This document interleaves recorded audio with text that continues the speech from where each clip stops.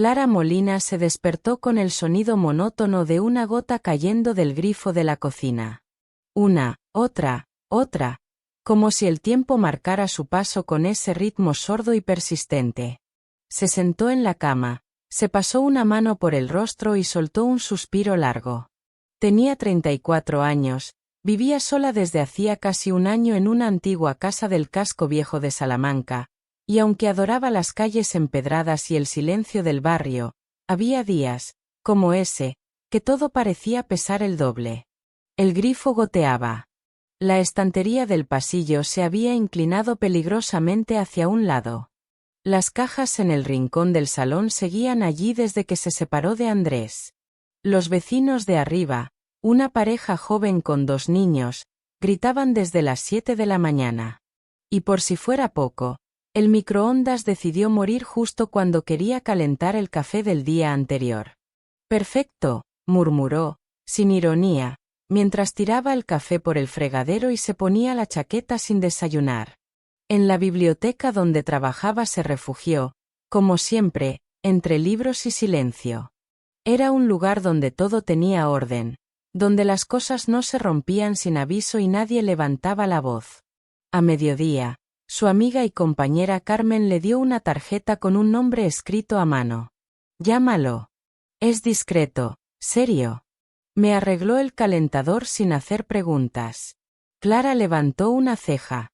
¿Un técnico silencioso? Eso sí que es raro. Créeme, te vendrá bien. No necesitas más ruido en tu vida. Al volver a casa, se sentía exhausta. No era un cansancio físico. Era más profundo. Un peso que venía desde dentro. Tomó el móvil y marcó el número sin pensar demasiado. ¿MMM? La voz al otro lado era grave, tranquila. Hola, me llamo Clara Molina. Me dieron su contacto para unas reparaciones domésticas. ¿Dirección? Calle Libreros 12. ¿A las 5 está bien? Sí, claro. Colgó y se quedó mirando el teléfono un segundo más de lo necesario. No sabía qué esperaba, pero desde luego, no esperaba mucho. Simplemente quería que alguien arreglara el grifo, la estantería, y, si no era mucho pedir, su ánimo. A las 5 en punto, alguien llamó a la puerta con 2 golpes secos. Clara abrió. Delante de ella estaba un hombre de unos 30 años, alto, delgado, con barba de 2 días, una camiseta gris oscura y una caja de herramientas en la mano. No sonrió. No dijo nada. Solo la miró y asintió, como si ya supiera todo lo que tenía que hacer. Pase, dijo ella, algo desconcertada. Él entró, observando el interior con la calma de quien ha estado en muchas casas ajenas. No pidió explicaciones. Se dirigió a la cocina, revisó el grifo, sacó una llave inglesa y comenzó a trabajar. Clara se apoyó en el marco de la puerta. No hace falta que lo haga todo hoy. Con que deje de gotear.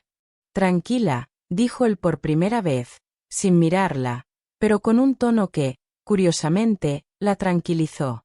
Pasaron los minutos. Él iba de un lugar a otro con paso firme, casi silencioso. Arregló el grifo, apuntaló la estantería con tornillos nuevos, revisó una toma de corriente que ella ni había notado defectuosa. Luego se acercó a las cajas. Se agachó, las abrió, miró su contenido, libros, álbumes, papeles viejos, y sin pedir permiso, comenzó a ordenar. No. Esas yo, intentó decir Clara, pero su voz fue quedándose en el aire. Él no respondió. Solo siguió trabajando. Movía las manos con precisión y una especie de delicadeza extraña para un hombre que apretaba tuercas con tanta fuerza. Al cabo de una hora, la casa había cambiado. No radicalmente, pero lo suficiente como para que ella sintiera que algo dentro de sí también se movía. Menos ruido.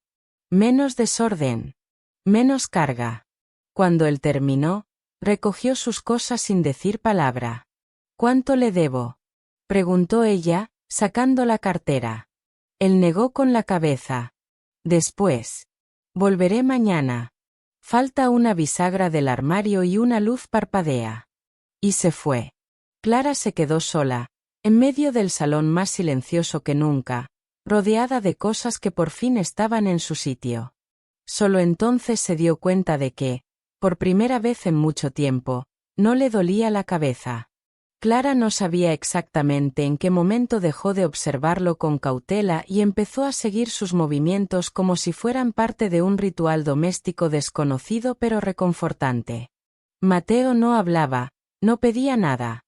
Simplemente estaba allí, con la caja de herramientas, un destornillador en la mano y una forma de caminar que no hacía ruido, como si respetara no solo su casa, sino también su espacio interior.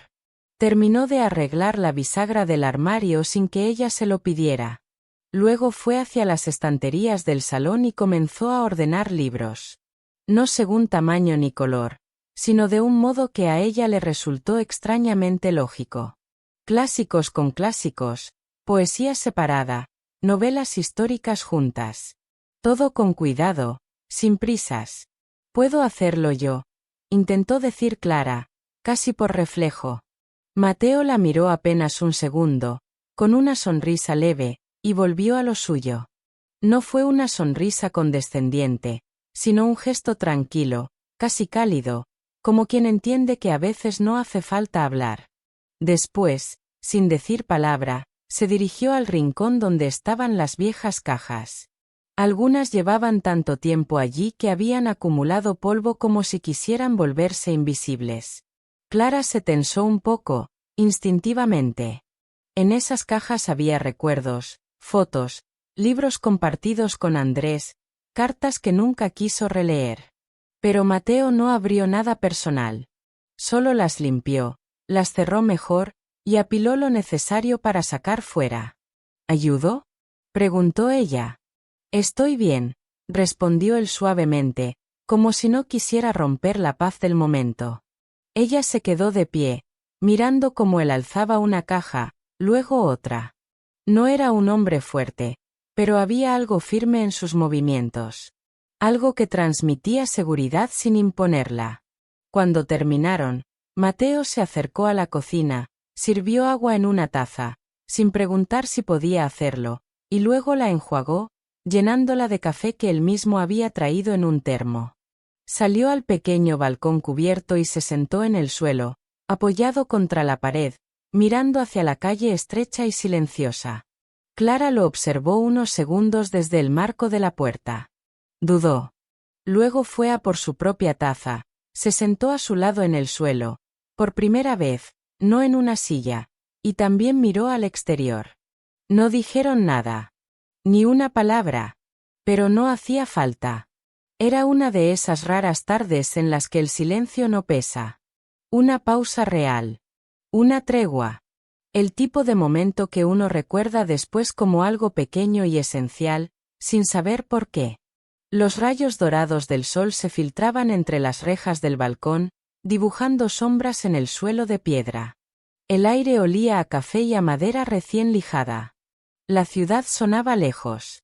Muy lejos. Y entre ellos, solo respiraciones acompasadas. Cuando se hizo tarde, Clara notó algo diferente. No solo en la casa, aunque sí, había más orden, más luz, más aire circulando por los pasillos. Sino en ella. No tenía ganas de encender la televisión. No se le ocurrió revisar el móvil. Tampoco pensó en revisar correos ni contestar mensajes. Solo se quedó en el salón, sentada en la alfombra, mirando el rincón donde antes estaban las cajas. El espacio vacío ahora parecía más lleno que nunca. Y, por extraño que parezca, sentía que allí alguien había dejado algo importante, aunque invisible. Mateo volvió de la cocina, recogió sus herramientas con movimientos lentos y silenciosos. Se detuvo cerca de la puerta. No parecía tener prisa por irse, pero tampoco buscaba excusas para quedarse. ¿Te falta algo más?, preguntó él, por primera vez en horas.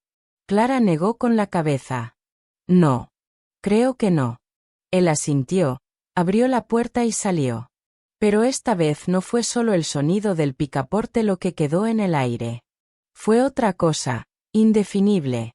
Como si un trozo de él se hubiera quedado en el silencio de la casa, entre los libros ordenados, en la bisagra que ya no chirriaba.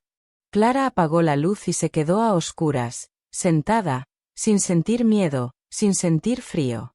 Solo una extraña sensación de calma. Como si por fin pudiera respirar sin tener que explicarse nada. El sol apenas comenzaba a filtrarse por las rendijas de la persiana cuando Clara se levantó. Caminó descalza hasta la cocina, todavía envuelta en el silencio suave de la mañana. Sobre la mesa, junto a la cafetera, encontró una pequeña hoja doblada en dos. La abrió con curiosidad. Si necesitas algo más, estoy cerca. M. Nada más. Sin adornos. Sin promesas.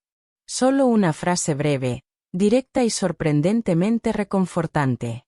Al lado, sobre un paño doblado, estaban sus herramientas, limpias, ordenadas, perfectamente alineadas. Como si él supiera que volvería, pero no quisiera imponerlo. Clara sostuvo la nota entre los dedos, sintiendo que ese gesto, por mínimo que fuera, tenía un peso enorme. No por lo que decía, sino por lo que no decía. Solo disponibilidad. El día transcurrió con una ligereza inusual. No era felicidad explosiva, ni euforia repentina. Era otra cosa. Una calma interna, como si alguien le hubiera ayudado a ordenar no solo el salón, sino también sus pensamientos. Como si el aire que respiraba ahora fuera un poco más limpio. En la biblioteca, Clara sonrió cuando vio que uno de los estantes había quedado igual que en casa, novelas con novelas, poesía aparte. Sin pensarlo, tomó un libro de Benedetti y lo abrió justo por una página subrayada hacía años. Te dejo con tu vida, tu trabajo, tu gente, con tus puestas de sol y tus amaneceres. Volvió a cerrarlo. ¿Le bastó eso? Al regresar a casa por la tarde, no encendió la luz ni se quitó el abrigo de inmediato. Caminó lentamente hasta el armario del pasillo y, desde el fondo de una de las baldas, sacó un álbum de fotos gris, cubierto de polvo. Se sentó en el suelo, cruzó las piernas y lo abrió. No fue una ola de dolor. No fue un nudo en la garganta. Fue más bien como abrir una ventana cerrada durante mucho tiempo y dejar que entrara un poco de aire fresco. Allí estaba ella, años atrás, en la playa con Andrés. Luego una foto de su madre riendo en la cocina. Amigos que se habían ido. Momentos que dolían, sí, pero también construyeron lo que ella era ahora.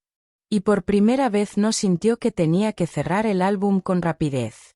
Lo hojeó entero, página por página. No con nostalgia, sino con una especie de agradecimiento tranquilo. Cuando terminó, el cielo ya se teñía de naranja. Se levantó, fue hasta la cocina, preparó una taza de té y salió al pequeño patio interior. Allí, el aire era más fresco, las macetas olían a tierra húmeda y el ruido lejano de la ciudad parecía un murmullo sin importancia. Se sentó en el banco de piedra. Bebió un sorbo. Y entonces lo vio. A lo lejos, junto a la verja del jardín, de pie y sin moverse, estaba Mateo. Llevaba la misma camisa azul del día anterior. No había llamado, ni gritado su nombre. Simplemente estaba allí, como una parte más del paisaje, sin interrumpir nada. Clara no dijo nada. Solo lo miró unos segundos. Y luego asintió con la cabeza, apenas un gesto, pero sincero. Y por primera vez en mucho, mucho tiempo, su sonrisa no fue por cortesía, ni por costumbre. Fue real. Una sonrisa para alguien que no exigía nada.